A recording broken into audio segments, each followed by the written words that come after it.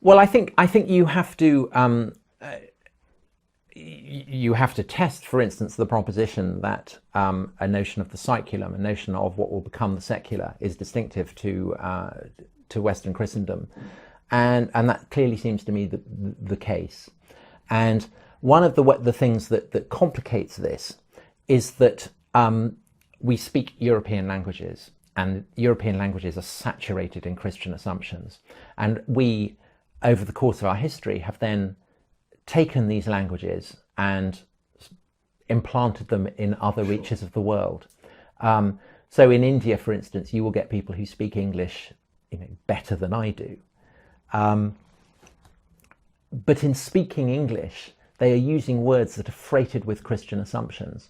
And so secular would absolutely be one of them. By the time the British are going to India, they are doing so as Protestants who have developed a very different sense of what secular means to what it had meant in the heyday of the Middle Ages, still more in the age of Augustine, because with the Reformation, the notion of religio as being something distinctive to monks or nuns, it's been democratized. Everyone now has a religio, so a sense of a kind of personal bond with the divine. But at the same time, religion, the anglicization of this Latin word religio, also means something that is distinct from what's coming to be called the secular. So you can say, what is the religion in England? What should it be? This is the great issue that the Civil War is fought over. What is religion in France? What is religion in the land of the Turks? And what is the religion in Hindustan, in the land of the Hindus, in the land of the Indians? And the British go there and say, what is the religion? And it's an insane question, because they don't have a religion. I mean, religion would have meant nothing to a Christian in the Middle Ages, still less to a Hindu, an Indian, because it's simply not a conceptualization that they have. But the British are able to kind of, rather like Procrustes, the robber in the Legend of Theseus, cannibal, yes, who has a magical bed, and he either stretches people or he lops limbs off to make them fit this magical bed.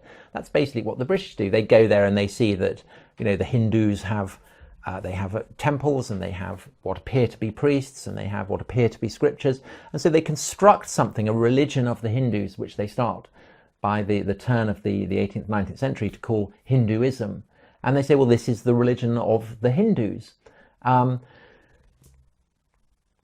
then they say, well, there is this secular space, and there's the religion of the Hindus, the religion of Islam, there's all the various religion of the Buddhists, whatever, and they construct these images that are patterned on Christianity. And so, although the British do not convert India to Christianity in the way that, say, the Spanish convert the Mexicans to Christianity, nevertheless, when the Raj ends, when India becomes independent, it becomes independent as a secular state. That's written into the constitution.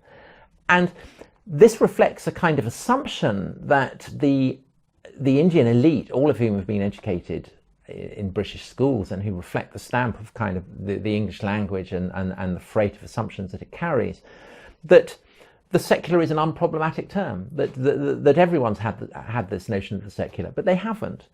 And this is increasingly being pointed out by Indian scholars. So one of them, who I quote in the book, says that the process of Christianization happens in two ways. It happens through conversion, and it happens through secularization.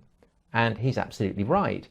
And in a sense, what's happening in India at the moment with Modi and the rise of what we would, in the West call Hindu nationalism, actually, it's a reaction, and it may be inchoate rather than reasoned, but it's a reaction against the sense that actually the notion of the secular, the notion of something called Hinduism being a religion, is an alien import. It is an alien way of seeing the world. And yet because we are the goldfish swimming in this, in this water, we don't see it. We don't recognize that we're in water. We don't recognize we're in a bowl. And the ambition of the book is to kind of try and open the eyes of people of readers to the fact, yeah, we are in a bowl, and this bowl has a very distinctive contour and shape. So let's talk about this goldfish here, Dan in his bowl. Okay, so I'm somebody, who, as you know, who does not believe that the world was created in 7 days by God. I don't go to church. I don't believe in I'm not a practicing believer. I am an atheist, and yet you are telling me that but atheism you itself... call yourself a humanist. Humanist. You would define yourself as a humanist. Yeah, so you are saying that the foundation of humanism is quite a strange one. It's the notion that humans have a distinct status, that they are somehow special. Where does this conviction come from? This idea that humanity somehow has a kind of universal dignity? Well, it doesn't come from the Greeks. It doesn't come from the Romans. It comes essentially from Genesis, the very book that you've just poo-pooed. Because in Genesis, it says that God creates man and woman in his own image. And so for Jews and Christians, man and woman has an inherent dignity that is much greater than that, really, of any other civilization. It's a kind of universal dignity. And humanism is essentially an attempt to abstract this notion from the kind of the matrix of Christianity and to allow it to kind of live without the cultural framework that had originally given it its life force. Yes, but all the spiritual framework. Yeah, the spiritual framework. But isn't that okay? I mean, isn't it okay? It's fine. Yeah. I mean, it's fine. Yeah. But it is a faith position, and it is no less a faith position than that of a Protestant or a Catholic, and it is recognisably bred of the marrow of Christian civilization. And you would not be a humanist were it not for the fact that you live in a society shaped by Christian assumptions. And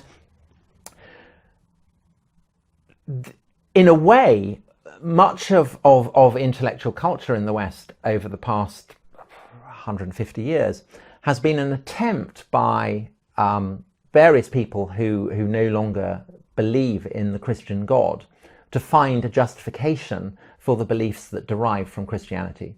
So it may be, by saying I'm a humanist, it may be by saying I'm a Marxist, and Marx's great pretense is that his indignation at the sufferings of the poor at the hands of the rich, his conviction that there will be a day of judgment when the poor will inherit the earth and the rich will be cast down.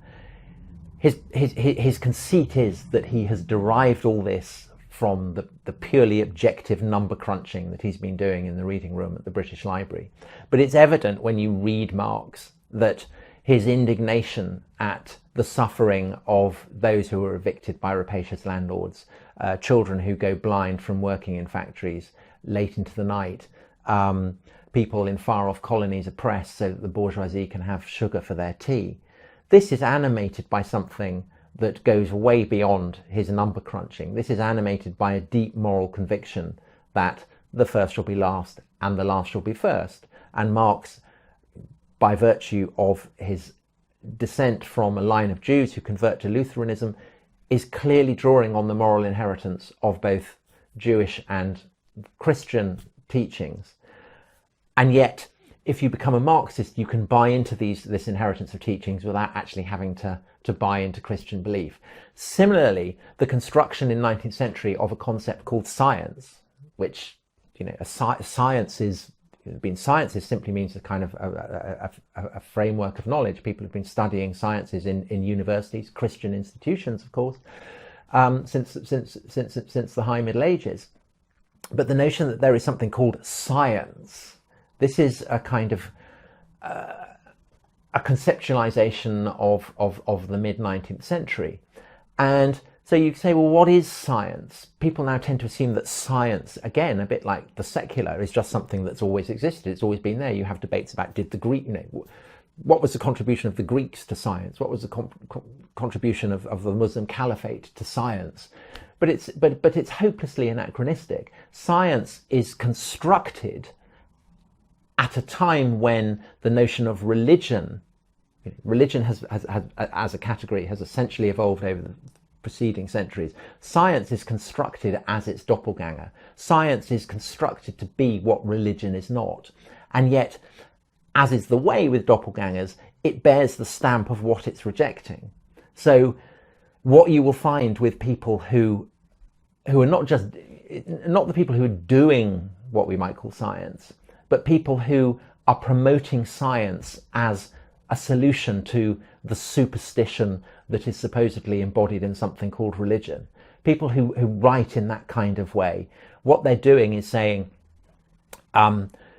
science enables us to banish superstition.